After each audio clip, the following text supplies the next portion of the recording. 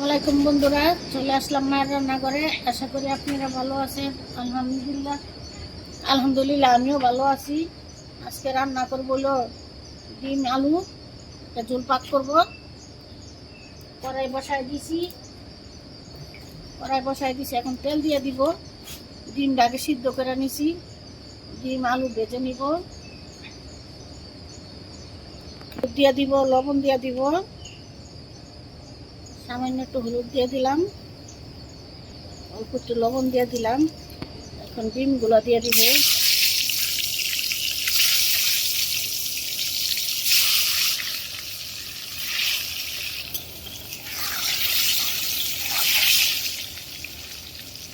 ডিম ভাজা হয়ে গেছে, তুলে নিব।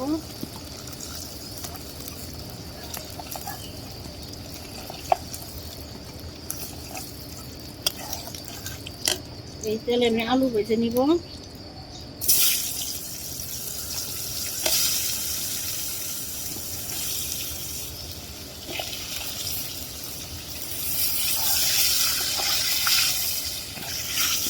ভাজা হোক, আলুগুলো লাল করে বেটে নিছি, এখন উঠাই নিব।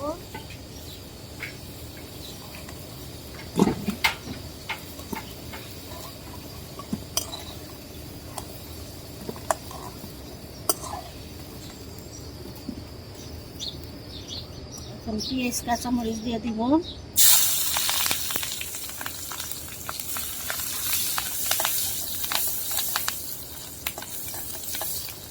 ভাজা হয়ে গেছে, এখন একটু পানি দিব কষানোর জন্য।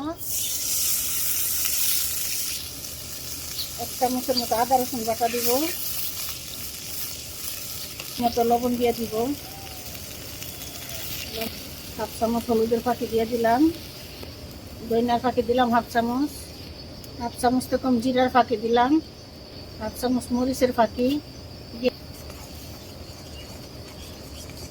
এখন আলু দিয়ে কষাই নিব।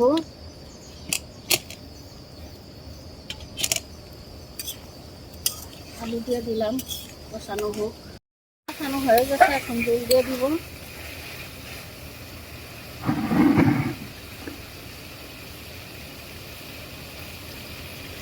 দিলাম,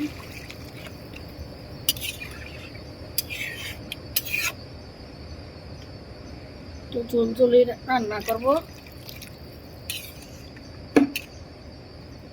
এখন ডিম দিয়ে দিব।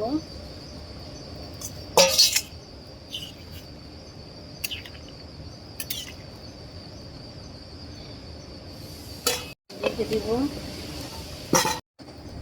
কিছুক্ষণ পরে চলে আসলাম, ভাড়া দিয়ে দিব, এখনো হয় নাই।